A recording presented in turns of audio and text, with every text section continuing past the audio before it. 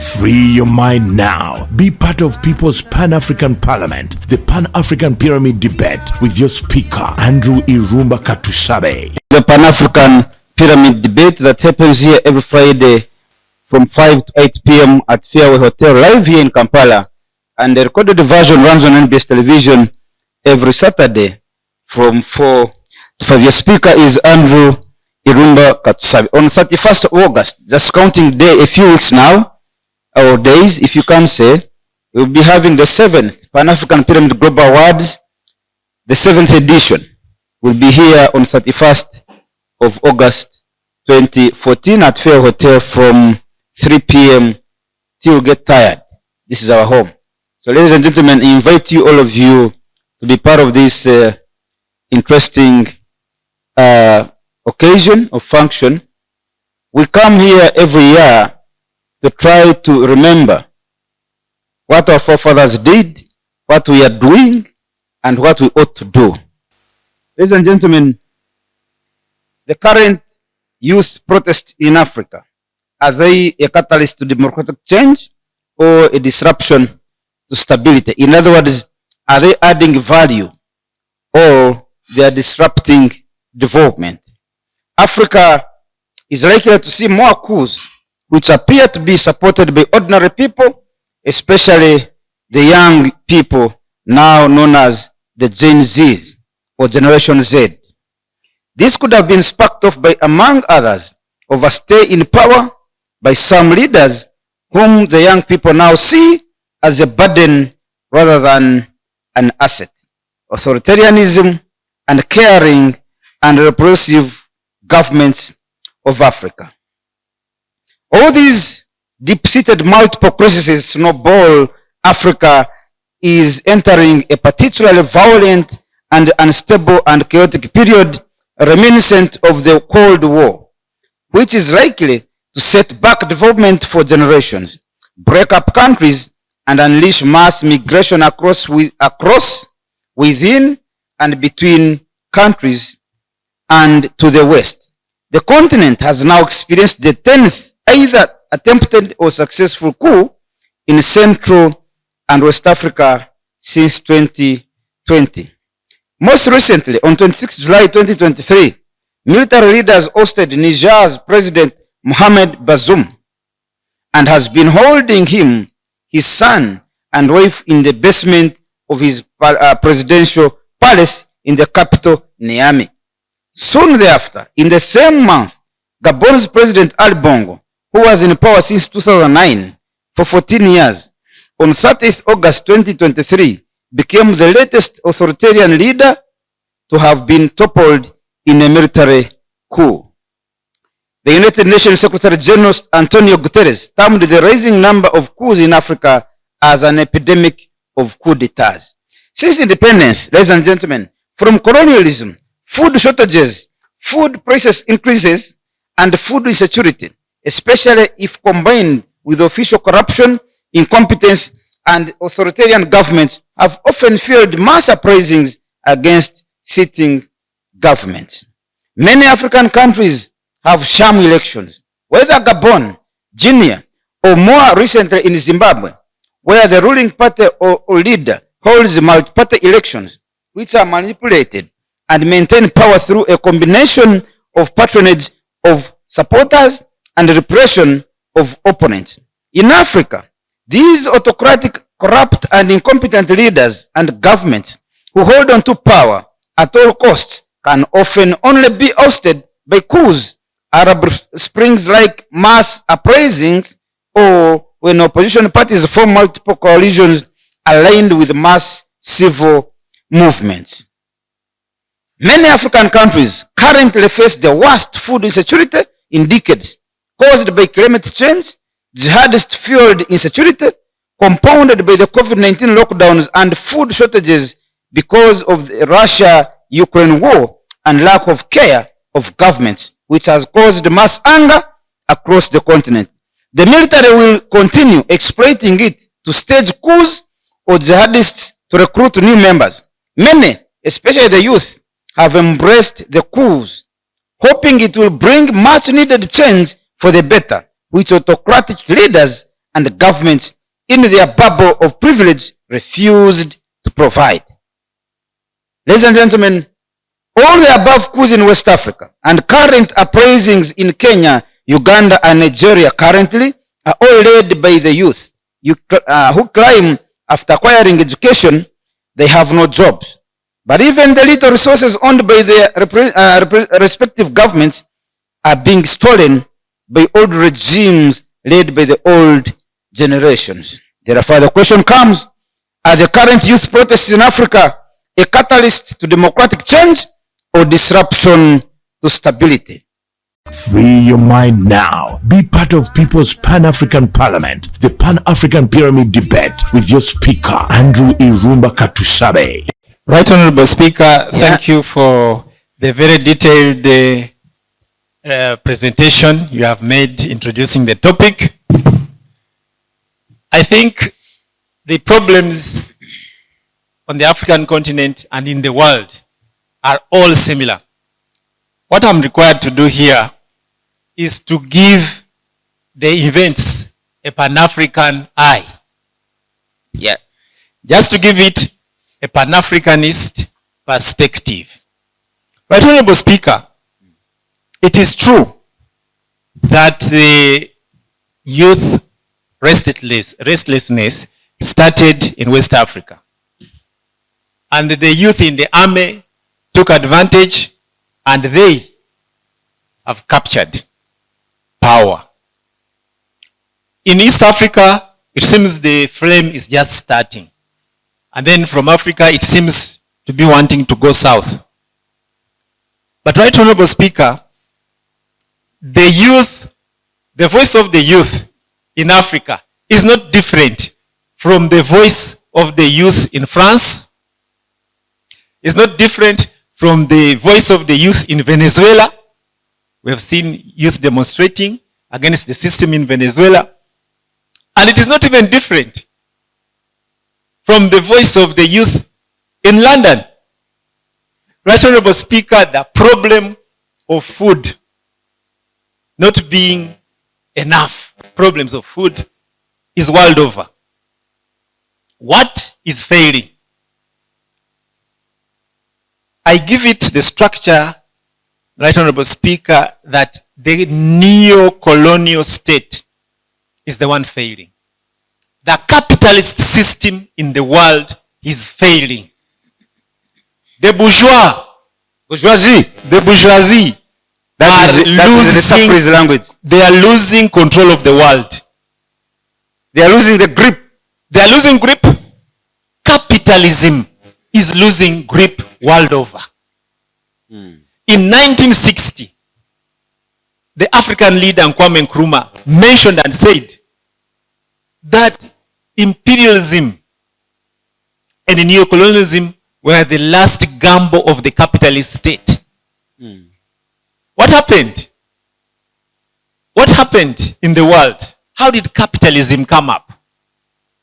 You see, at the basis of the world, there are relations of production. How do you relate to production? How do you relate to the world? This is dialectical materialism. In June, last month but one, the Pope, head of the Catholic Church, 1.4 billion people in the world, said World Bank should stop lending the third world countries because they can't pay. But why does the World Bank not stop? Because the motive of these loans is enslavement of the people. Right, Honorable Speaker? Even in America, the system is failing. Even in France, capitalism is failing. Because in America right now, it's only 1% of the people who have money. The 1%, the Bill Gates, Elon Musk, they are billionaires, while 99% of Americans are that poor. Actually, some of you Ugandans are richer than Americans because you are living in a house which is debt-free without a mortgage. But in America, every person is living under a heavy mortgage. One failure to pay, the person is homeless. You are able to feed, to go to your garden as Africans. In America, people don't have gardens. You lose a job today, tomorrow you are on the streets and you are starving. And that is the story repeated in Europe, in France, in Britain. Now, our African presidents have just become agents of that neo-colonial system. They are here just collecting taxes to pay World Bank loans. That's what African presidents are doing. Collect taxes, change, call it IFRIS. Tomorrow, manya what? But all the taxes to the Americans. And one thing, Right Honorable Speaker, which we don't see, and I repeat this thing here. Even when we pay these debts, to who do we pay? Have you ever seen our finance minister returning and saying, I have deposited this money on World Bank account number, this? It's not there. It's all fraud. It's all fraud. You will, even if you go to the Minister of Finance now, ask them, where do you pay these loans? On which account? How much is now due? They'll never tell you. That's why in Kenya, President Ruto has initiated a commission of accountability and auditing of all loans. Not even loans borrowed by him or Kenyatta, but loans borrowed since 1960. Since we got independence, since Kenya got independence, who has been borrowing the money? Where has it been going? This is the thing we need to do in Uganda. Where has the money that has been borrowed in our name been going? From the first independence government of Obote, where has the money been going? Up to now, Museveni's. And the World Bank must stop lending these corrupt African leaders money in our name. They must stop. We must get a military leader who should take over and speak like the West African presidents who have said, we are not paying you. Pack your bags and go away. We don't know how these loans came up. We must reach a point in Uganda where we get a military leader or even a political leader who says, World Bank, we are not paying anything. We don't know who you were giving the money and what the money was doing. Right, Honorable Speaker. The youth of Africa, I want to appeal to them not to panic. Please, youth, don't panic.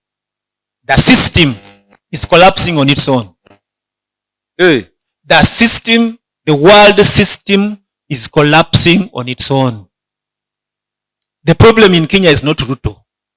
It's the World Bank policies. Here they call their taxes EFRIS. In Kenya they call it EMTIS. The youth have gone on the streets and demonstrated, but eventually they found out that even Ruto is not the problem. The problem is capitalism.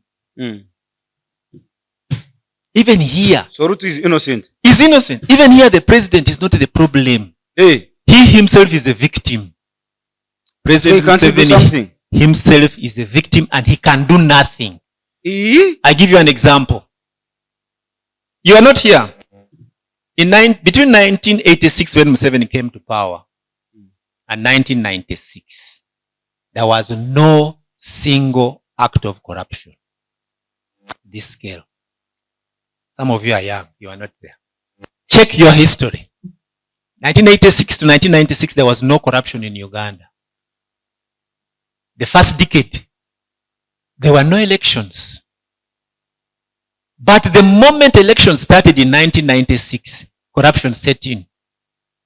The European Union bringing some money for printing ballot papers. In that tender, there is corruption. And then they are paid, they are corrupted to say the elections were fair when they are not. After that, they make a deal, we are now bringing this money. So when you check the circle of corruption in Uganda, every election, the corruption gets worse.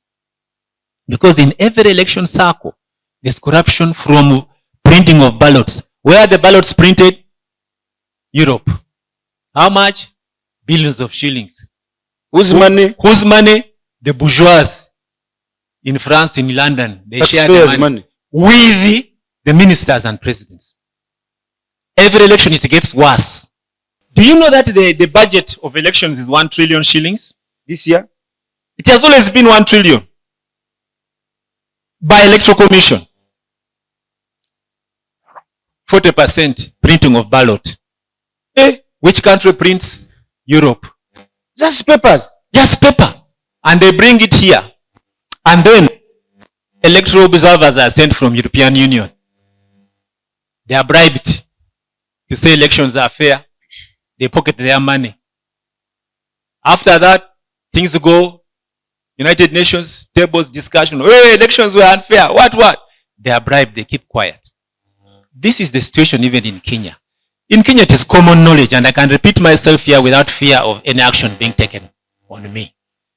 You remember very well the Smartmatic company. Smartmatic company. Smartmatic.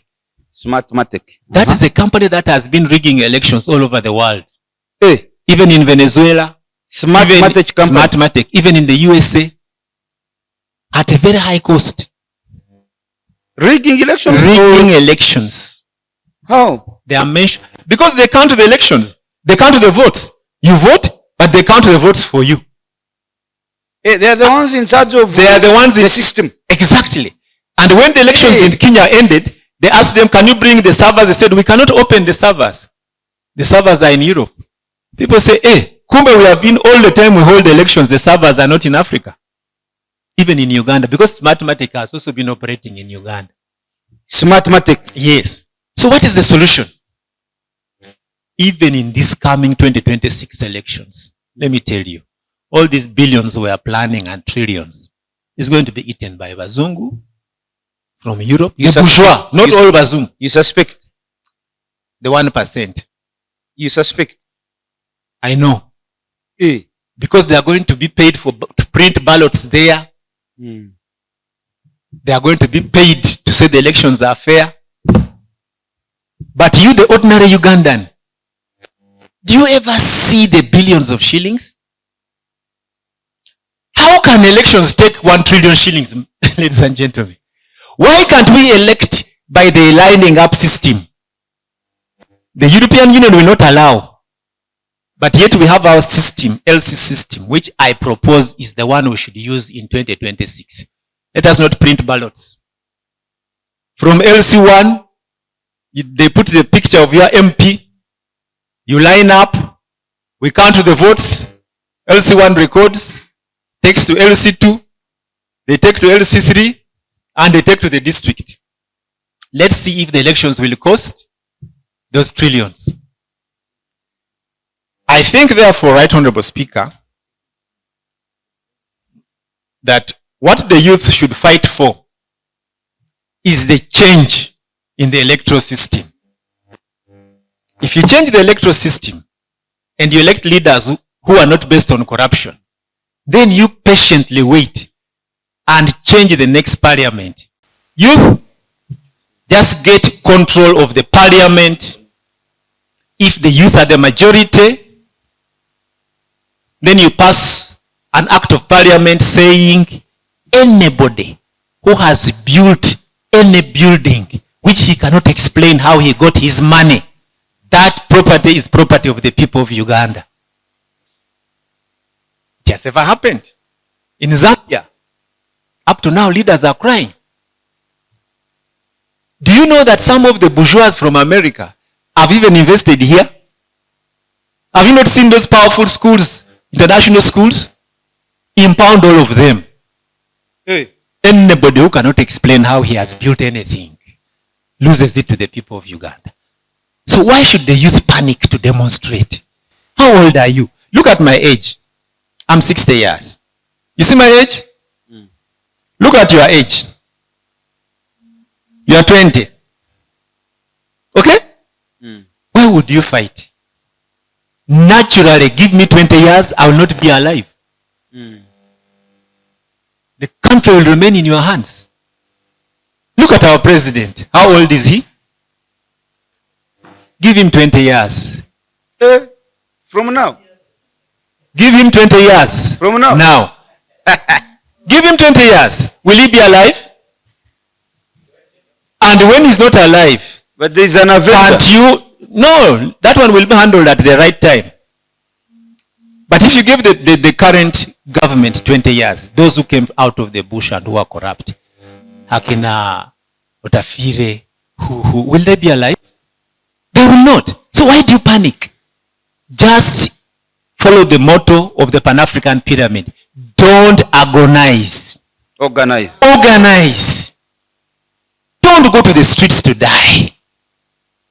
Mobilize that from LC1 up to presidency, it will be the youth. And it will be people working, the working class.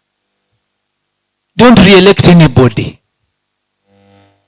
If you are youth and you are serious, please don't demonstrate. I shed tears when the youth aimlessly go on the streets are here to demonstrate against parliament. First of all, the president has already acknowledged that there is corruption in parliament. Not so? He was the first to acknowledge before the demonstration, because he acknowledged on the 6th of June and said, I have a problem. My parliament is corrupt and I'm going to act on it. So what is your issue? You are also going to the parliament, which the president has already said is corrupt and is already arresting. So organize to take power in 2026. Don't be a hooligan on the street. You have said 20 years of suffering. My friend, it is within your hands. You are suffering because you are not organized. Yes, because if you are organized, I tell you, if you are organized as youth, you have not checked the law. The law says, if 1 million Ugandans can sign a petition to the Electoral Commission that we want a referendum and we want elections now, it can be done. Even if we have 2 more years. Have you ever sat down as youth to sign a petition of 1 million? You have never. And then you cannot speculatively say, no, the Electoral Commission will do what? Deny. No. Do it first. So, Right Honorable Speaker, these youth, the demonstrations by these youth is nothing. Hey. It cannot even cause democratic change. Hey. Because, as I've said, capitalism which brought democracy has failed. By the way, even the democracy we want to bring has failed. Look at the governments in West Africa. Are they democratic? The youthful presidents who are working, are they democratic? They are not democratic. Let us use the LC system and then elect our leaders from LC1 through a hybrid of African governance systems and theocracy even possible. But let's not hope on democracy. Democracy ended. So, Right Honorable Speaker, no need for the youth to demonstrate to cause democracy. Mobilize. But the youth have one problem. Right now, they are going to be used. Some youth are going to start supporting Robert Chagulanyi Bobi Wine. Is that a youth? Hey. Is he a youth? Youth stops in 35. The man is not a youth. He's 50 something. He's not 50, he's 42. He's 42. Professor, So is he a youth? If he's 42, is he a youth? No, I'm being open. Is he a youth? Why don't you get a youth to contest for presidency? Why do you want John Katumba? No. Nobody has told you to refer back to who contested. I'm telling you, why don't you get a new one? Fresh brain of a youth. Why don't you use, say, from LC1 to president, we want a what? A youth. What's wrong with you? Why can't your LC1 be a youth? Why can't your LC2 be a youth? Who is stopping you? You are timid, you yourselves. If you are not timid, the Constitution allows the youth to front for presidency. So, Right Honorable Speaker, I think the youth must not demonstrate, must not protest, but must be calm. In the next 10, 20 years, this country is yours. Thank you. Thank you. Free your mind now. Be part of People's Pan-African Parliament, the Pan-African Pyramid Debate with your speaker, Andrew Irumba Katusabe. I came back from Rwanda, where we were having completely different conversations. That side, the youth, they don't protest. It seems like they go to vote and they vote 99.18% for the president. And the level of discipline for this vote is really high, really huge. But less business here. No, because we're looking at the protests from Rwanda, they think those young people are crazy. How can they do that? How can they do that? Because in some political regime, there is literally not even the capacity to reach a point where you try something. Whatever you try is right or is wrong. In certain countries, there is not even that possibility to be wrong. Trying. There is no possibility of trying. But the most possibility of trying. You have heard me quote a lot here saying that each generation must, out of a relative obscurity, discover its mission, fulfill it or betray it. I repeat, each generation must, out of a relative obscurity, discover its mission, fulfill it or betray it. That's from Frantz Fanon. So Frantz Fanon understood the importance of the youth in the making of politics, right? When we think of politics, we think of a society that decides its future, right? That's supposed to be the definitions. The Ugandan society is composed by more than 70% of people below the age of 30 years old. What does people here know about politics?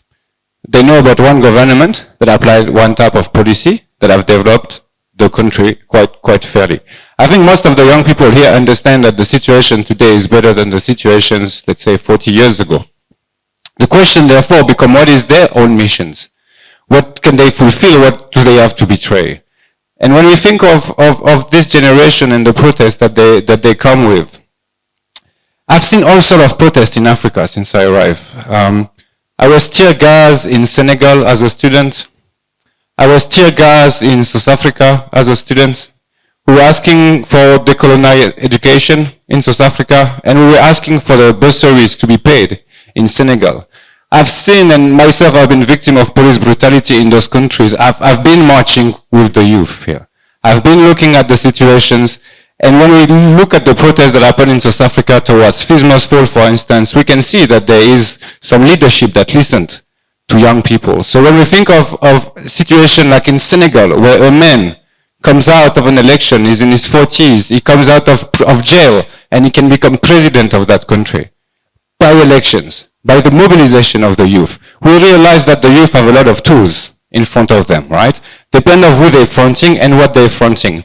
In South Africa, for instance, what does the youth go for when there's a big eruptions of political violence? What happens? I was surprised when I saw that. Never saw that in Senegal, never saw that in France. They attack the malls. They attack malls and they take and grab everything they want.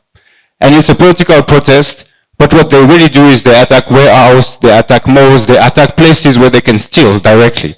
I remember a protest I saw in Johannesburg where they attack a Puma store. They attack the store and they grab everything. And then after that, you have to go to the media and they ask you, why so much violence? Why do they have to steal so much, right?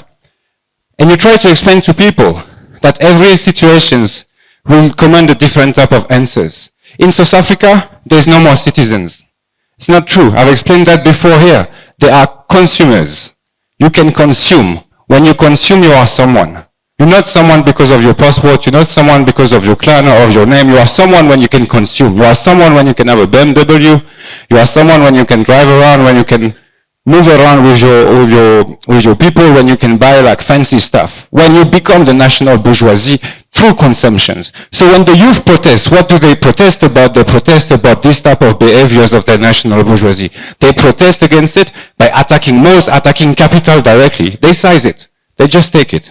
When we look at the situation, so coming from this background, when I arrived here in East Africa and I saw the first protest in Kenya, I was quite surprised. I was not surprised totally because, as if you remember well, we spoke about the situation in Kenya. I explained to people here the situation in Kenya is really bad. The price of education have rise up. All of this have rise up, which means that there is less and less opportunity for Kenyans to become someone tomorrow, and the youth have felt that. The youth have felt that economic reality that Professor was showing us. they can see the emergence. And I've wrote that in an article called A Second Wave of Independence for Former French Colonies, if you want to check. The emergence of the kleptocratic elite that recycle itself and its slaves toward like fake elections where people cannot really choose the leadership that they want. That's what most of the youth were calling against in South Africa and in Senegal and West Africa. So what have we seen? What have we seen here? What we have seen is the situations where people in Kenya have protested and won some, by some degree, some largest. They have achieved some of their objectives. And here in Uganda, we were having a situations where people thought that similar things can be done. But there is no such organization in Uganda.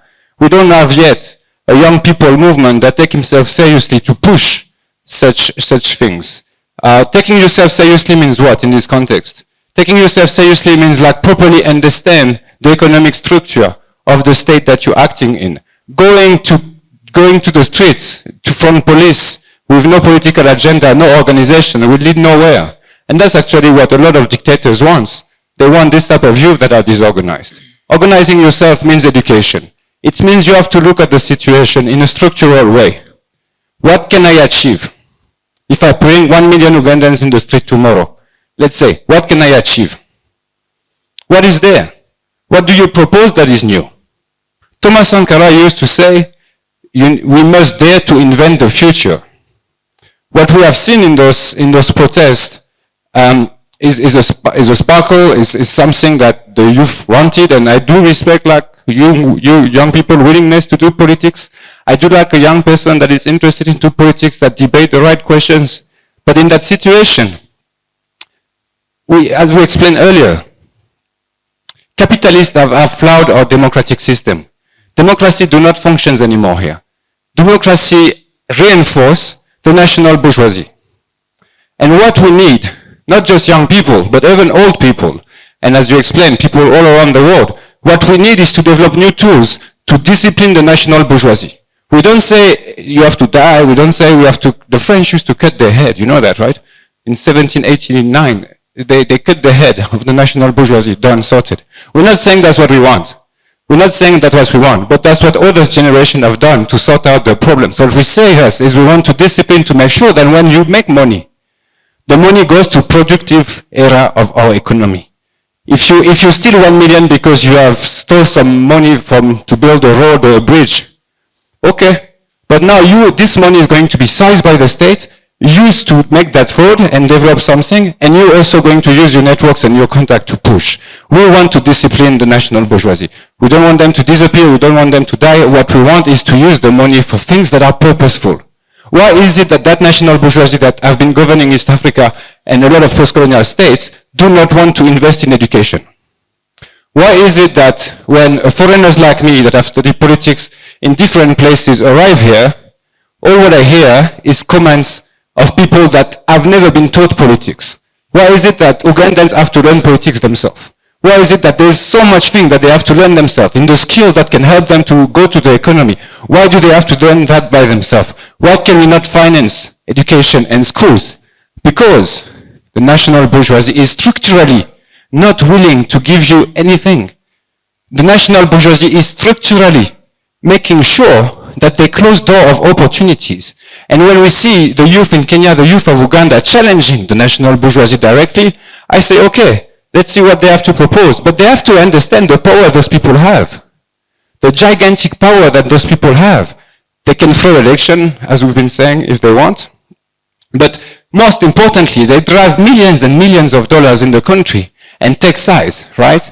What we want is to make sure that we have the human tools to bring the discipline and to make sure that the people that steal the money, whatever in governance, whatever in the private sectors, because don't worry, private sectors is a lot of corruption also. But wherever there is corruption, we size the money, we discipline them. We discipline them. We do not let the national bourgeoisie get richer because when they get richer, they close opportunity for us. We do not want the national bourgeoisie to get more powerful, to get more wealth, because what they do of it is make sure that their own kids take the seat. The problem of the national bourgeoisie is that structurally, they know their weakness. They know how weak they are because they are no one without us. There are no one without the labor of Ugandans. The national bourgeoisie would not function if Ugandans were not going to work every day. They seize their wealth. But what do they do with it? They close opportunity for other people. And it's in it. The best way to become rich in the neo-colonial and neo-imperial system, as it is here, is to know the right person. If you know the right person in the right place in governance, you have the right networks, then you can maybe try to enrich yourself. That's the solution that is offered to many youth. Many youth that succeed here, we can call them Gen Z. But if you are the daughter and the son of a current Minister of Finance or of the lady in Parliament, if you are the son and daughters, you do not want to protest. You are really happy about the situation because those people will make sure you have a seat tomorrow. When other people that are performing at university, really good at university, really good in their classes, really respected by their teachers and the lecturers, will just flow and stay in the street not doing any jobs. Why? That's the structural problem of the national bourgeoisie. But the youth have to understand. We have to understand. The democracy we are in is flooded. It is flooded. If we don't understand that we are living in a flooded democracy, flooded not by the people that are in power, but flooded by the national bourgeoisie, by the capitalists that have made everything a market. Education is a market. No, education is not a market. It's taking care of your nation. It's taking care of your future. Some people said it's a market. No, it's not just about how much fees you pay to have access to jobs and opportunity. It should be about merit. It should be about talent. That's what the youth, I believe, are fighting. And they should be fighting it knowing that the government is just a piece in a larger system.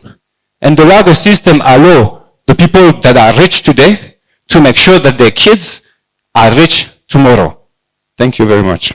Free your mind now. Be part of People's Pan-African Parliament, the Pan-African Pyramid Debate with your speaker, Andrew Irumba Katusabe.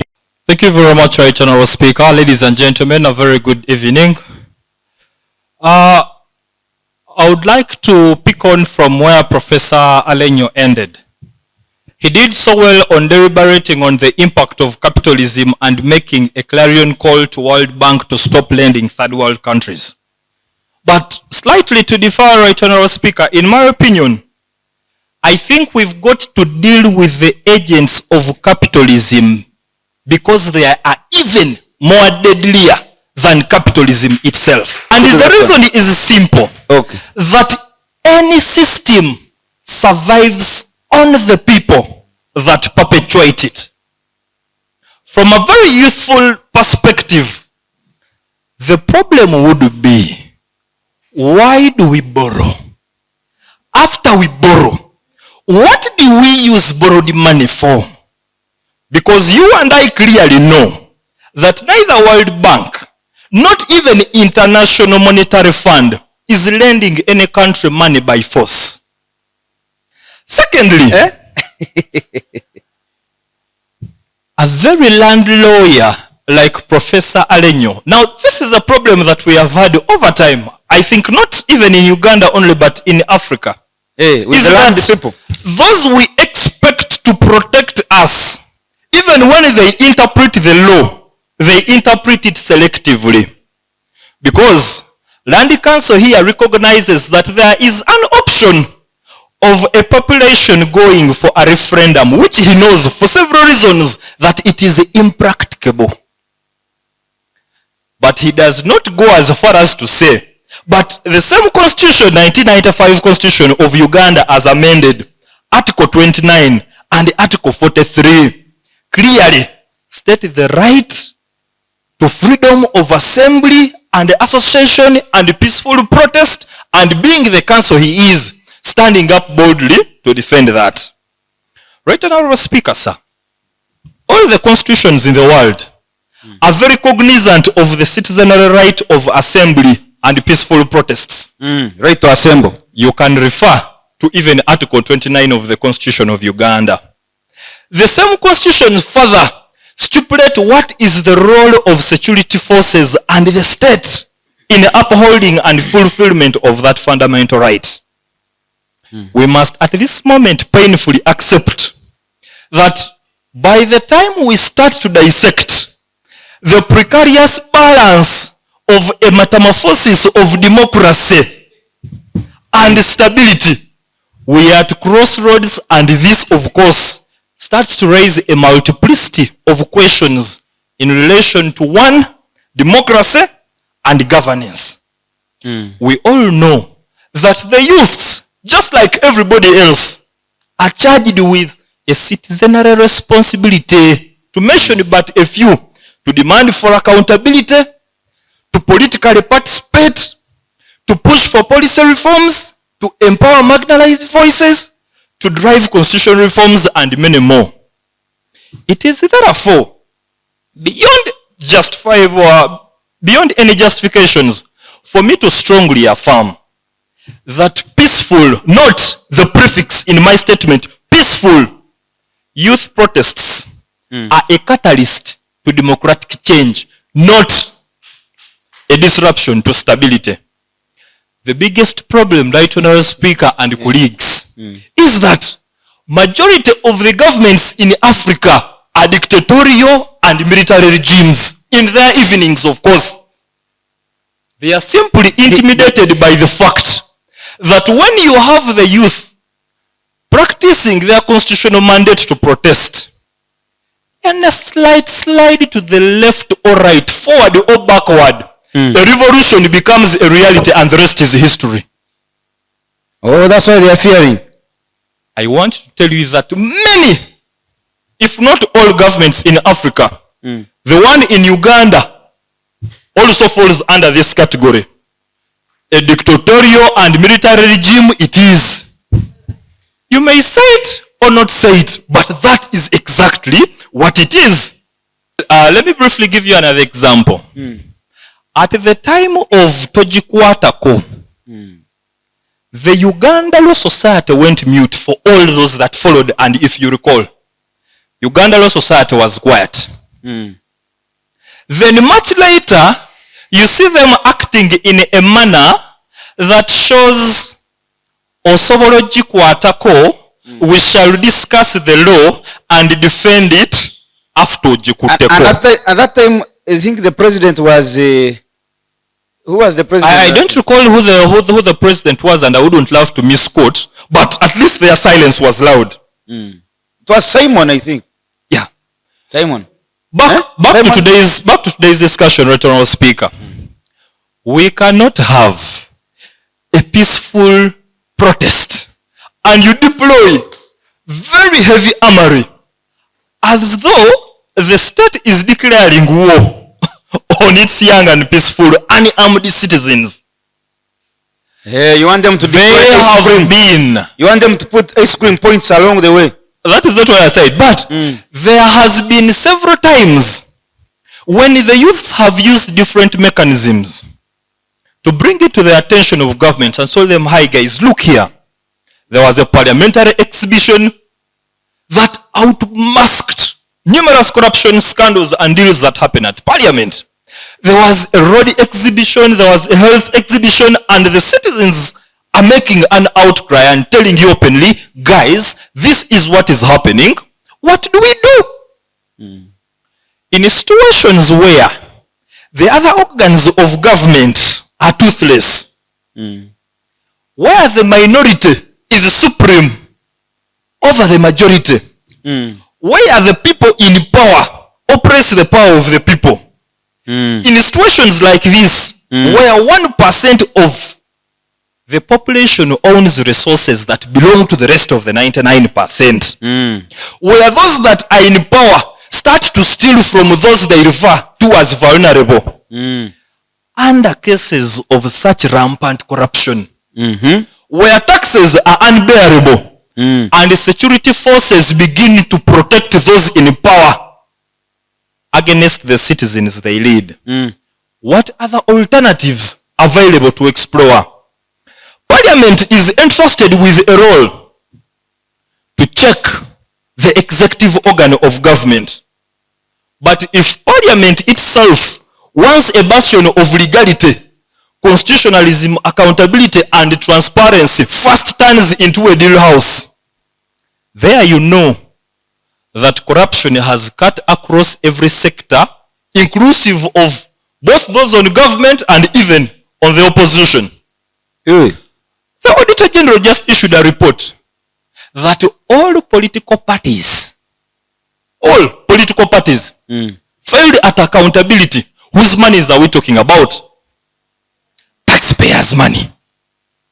Now, the only difference here is that there is a group that is stealing in power and the other group is stealing in quest for power. There is a political philosophical saying that notes that where governance is an organized conspiracy to oppress, rob, and degrade, volcanic fury will erupt. Lastly, as I conclude, because conclude you must. Yes. Framing peaceful youth protests as a disruption of stability only points at one thing, most importantly, that those in power are clinging to it, and not anytime soon are they ready to let it go. We have grown up under the tantrums of you are the leaders of tomorrow. Very many years after, tomorrow is not about to come, and neither are we getting closer to being the leaders they told us tomorrow. Tomorrow is 38 years old.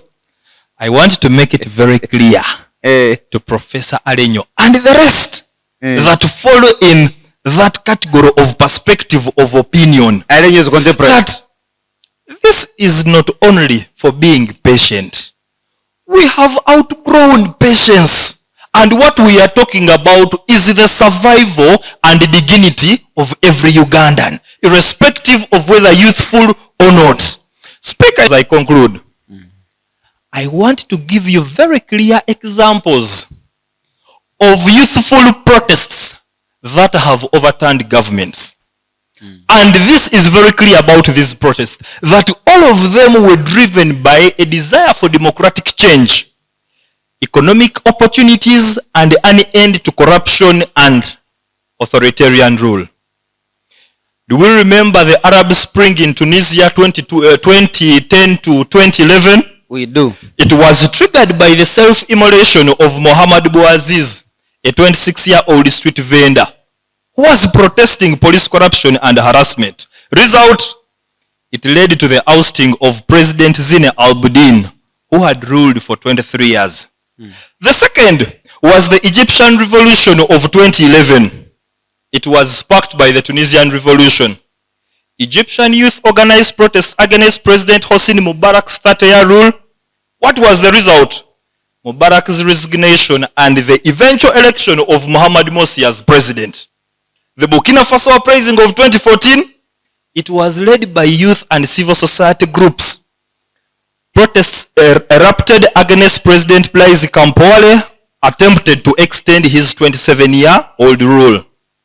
Compaoré was also forced to resign, and a transitional government took over. The Senegalese protests of 2011 to 2012, the Gambian protests of 2016 to 2017, the Sudanese revolution recently, 2018 to 2019, the Algerian protests of 2019. I am telling you. You're still counting. There are quite a number. I had Comrade Risafli talk about the fees must fall generation in South Africa. Trust me, they work out, and one day the clock will tick and the rest will be history. I beg to submit. Free your mind now. Be part of People's Pan-African Parliament, the Pan-African Pyramid Debate with your speaker, Andrew Irumba Katusabe. I want us to first remind ourselves of the problems that are really affecting the youth. We have unemployment. We all agree it's the major problem that the youth are facing. Recently we had protests. Business people were protesting against the government on e-phrase issues. We did see even 20% of the youth participating in that. So what is the analysis? So they are unemployed and they are not in business. They are weak. But you also, first of all, let's go back. The business community were protesting. Yeah. And for you, you are trying to look for where are my agents? Why are they not protected? They were nowhere. It means they are not in business. They are not in business and they are not employed. That's a very good my business. And then every year, almost every university, Release brother. yeah, it releases graduates. Yeah. And I think very many of them, we spoke to the streets, fresh graduates. Every year, professor was saying that we can wait for the system to collapse on its own. 20 years now. Every year, fresh graduates are flocking to the streets. Unemployment rate is continuing to go high. What do you expect after 20 years? If they don't take up their mantle, what do you expect? Now, when the youth went on the street to riot, I don't support the violent way of rioting. But when they went there, now I saw some member of parliament saying, no, you have to come and participate, you have to be in parliament. Like Professor said that you can also contest in 2026 and come to parliament. But we all know that the electoral system is expensive. These people are unemployed, they are not in business, they are not employed, they don't have money. First of all, somebody is unemployed. You have said for you to come, just say, I want to stand. Yes. You want 20 million if you want to come for presidency. Yeah. For member of parliament, it's 3 million. But somebody is unemployed. Professor, when the leader of this country at 8 years now, when he was going to Makerere University, Dar es Salaam University, no, Makerere did not go there, Dar es Salaam University, education was free. He was told to be the president of that time. Free of charge. Free of charge is actually, if President Museveni at that time, anybody said for you to enter this class, pay this amount of money, you would have President Museveni not educated. Amos Kabuta didn't have the money. Go ahead, Mr. I think we're going to speak up to say that if actually invite us to join the administration, which we want so much, they would have maybe say that we are stepping down, that you come, join the administration, contest with your fellow youth, and join the parliament. But we cannot come into a race with you people who have already, you have all what it takes to win the elections. Just imagine you're in the consequence of Professor Lenny, you're contesting against with him. Just imagine how many years he has been working and you zero money on their account, but you are contesting against Professor Lenny. And they are saying for you, but you know, we are talking about only 3 million shillings for candidates, isn't it? What about the budget to manage the election? The 3 million is very little money. Wow. But the money now that is involved in ensuring that we win the election, my friend. I believe the youth protest, because now the administrators have said that we are not going to focus on the challenges that you people are facing. Now we are inviting you. We are waiting for you. We are not focusing on whether you are employed, whether you are broke or whatever. We are inviting you to come and take up the money. Please leave the offices and we come. We shall administer this nation on our own. My friend, that's like that. They just said for you to come on a silver platter. The man spent 5 years in the bush. Please leave. Okay. Free your mind now. Be part of People's Pan-African Parliament, the Pan-African Pyramid Debate with your speaker, Andrew Irumba Katusabe. Okay, thank you, Right Honorable Speaker. Every generation has its mission.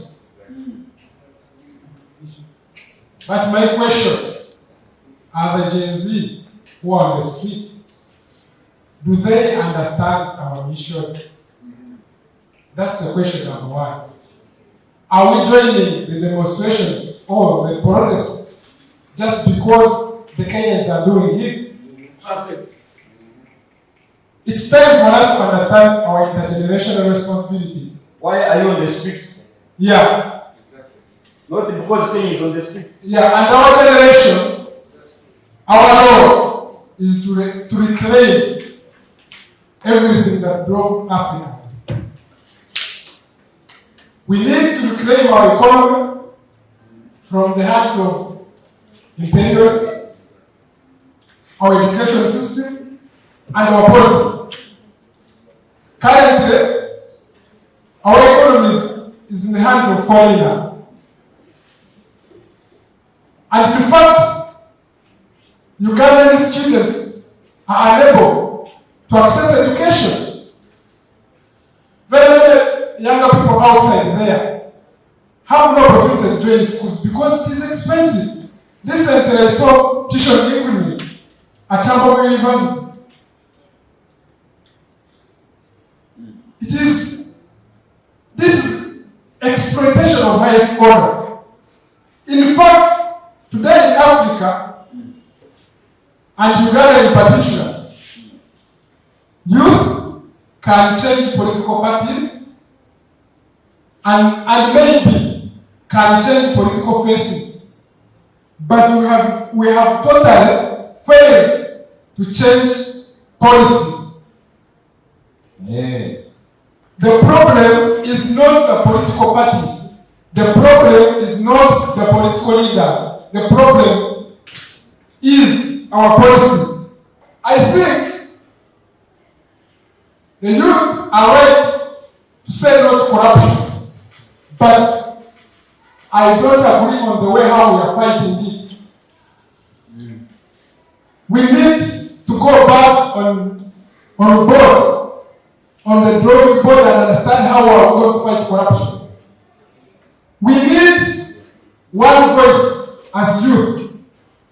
Me, I don't see these issues of that me I'm no, me I'm NLM, or I'm FDC. Our enemy is corruption, and our enemy is these exploitative policies. If the means to join NLM, fight corruption, let's go there for the oath.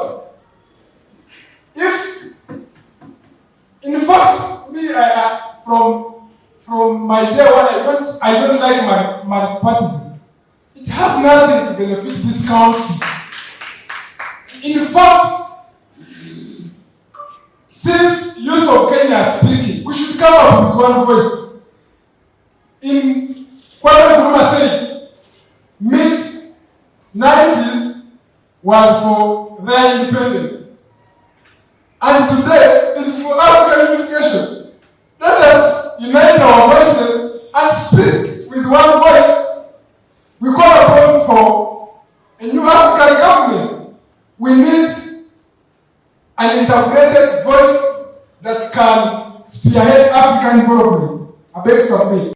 Free your mind now. Be part of People's Pan-African Parliament, the Pan-African Pyramid Debate with your speaker, Andrew Irumba Katusabe. Today when the Gen Zs are marching to Parliament, they are chanting Anita must resign. They are chanting that the corrupt must resign. I personally believe that if someone has failed to fulfill their duties in office, they have to step down, because we have a vast number of people who can deliver. We have educated young Ugandans, idle youth who could be having good ideas. So why don't this youth be given an opportunity to step up in Parliament? Professor Alan, you said that our head of state acknowledged that the Parliament is the problem. We just don't need acknowledgement. I want to know today that by the time that late Honorable Jacob Olanya passed on, he was even just struggling to complete his home. He was deputy speaker in 2 August houses. And then we have a person who has been in the speaker of the August house once with a very big mansion. And we have our students who can't even pay tuition being chased out of school. When there was a tuition increment at Chambogo University, one of the students said that there are lots of young people who are joining university. So tuition has to be increased so that there's a less number of students that are joining university.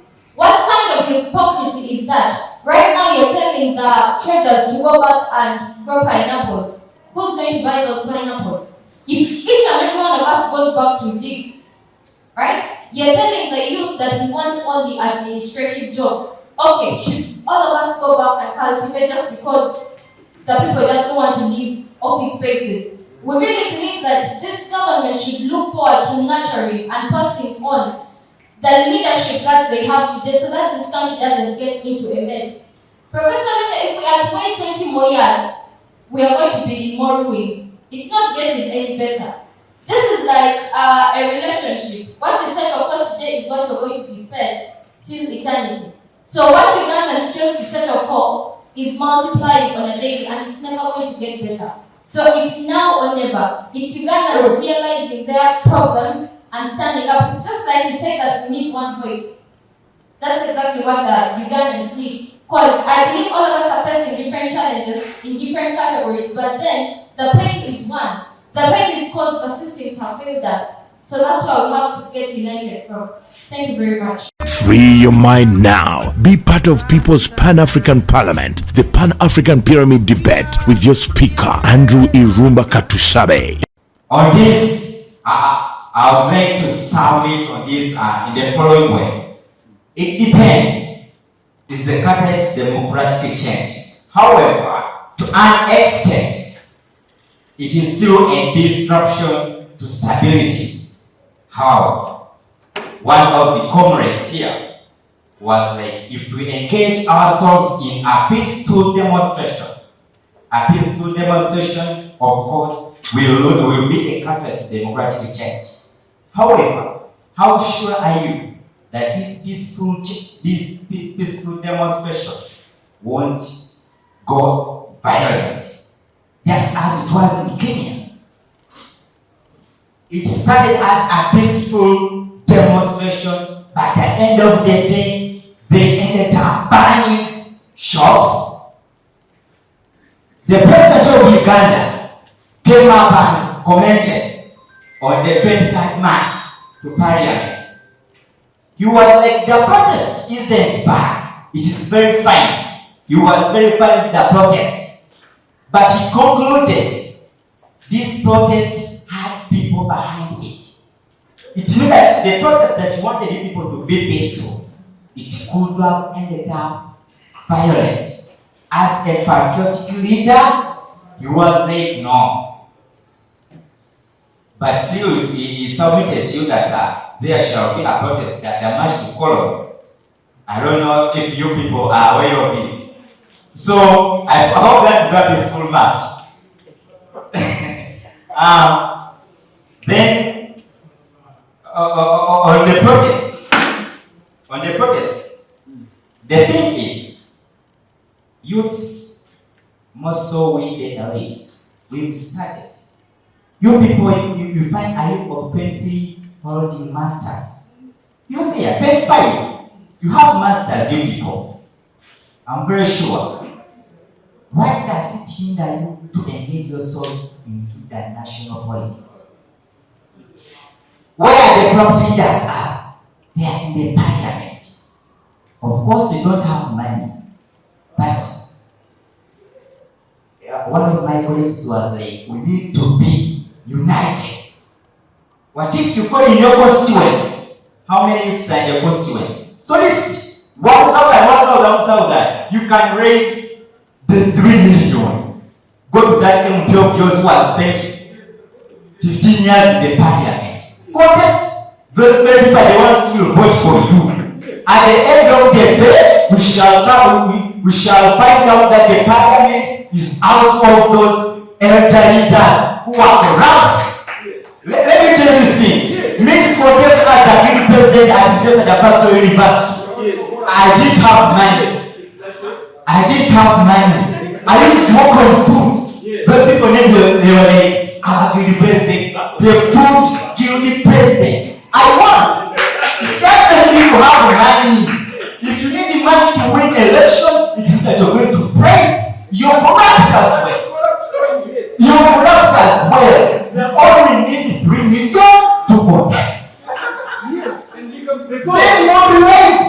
We have social media. And at times, we people, we also have different perspectives. They are with things.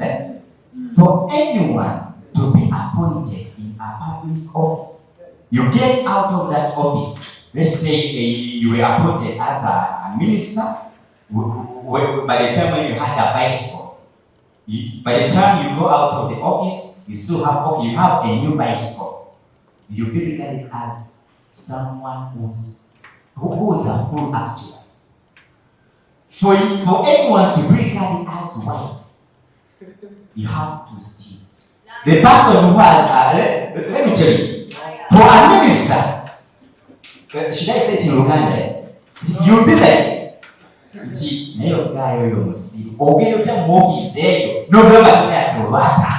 get me? For you to be regarded as someone who's wise, you have to see. So how do you think that we shall get out of corruption when we still have such minds in our heads? As I wind up, I call upon you, please and please. This is our generation. Stop looking at those like they have money. Don't fear those people. Let's handle the tools. Instead of going marching to parliament, they praise you for nothing. At the end of the day, your parents cry. Go to the elections. Thank you so much. Free your mind now. Be part of People's Pan-African Parliament, the Pan-African Pyramid Debate with your speaker, Andrew Irumba Katusabe. Now, for me, I have had all submissions, and Professor, you're being selected on the law. As my colleague, His Excellency Nkwawa quoted the Constitution of Uganda, we are given the right to protest. I mean, these people had placards. Placards are not swords or guns, and they don't harm anyone. So I don't see the use of handling them the way. Rather, I thought the deployment was to escort them to Parliament to defend their petition, but I was very disappointed. Well, you cannot say that, why would you organize a march for people to protest and get the protesters against you? It doesn't make sense to me. You are the one that has the answers that we want, because you are the one that is voted every year to president. You cannot tell me that you're also going to organize a march for us to go to march and then to ask us to move. Exactly. It doesn't make sense.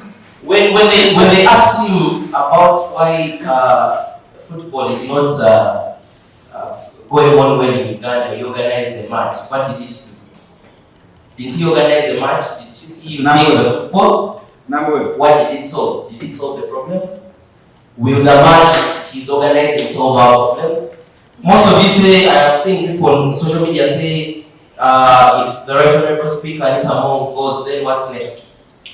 The youth are not dense, their eyes are not covered with whatever they say. They are not blind. They are not blind. If we, the people, the lower person, the only institution we are answering, that is answering to us is the Parliament. We vote these people. Now it is the Parliament to hold the executive accountable and other organizations of the government. That means the ones we should ask questions is the Parliament. That's why the people went on to protest against Parliament. And the thing is that when we wait for 20 years, I believe our elders are going to corrupt us. I've seen youth, very, very, very brilliant youth being corrupted with transport refund. Come for this, they give you 30,000, and you're lured into going into something because you are now looking at politics for survival.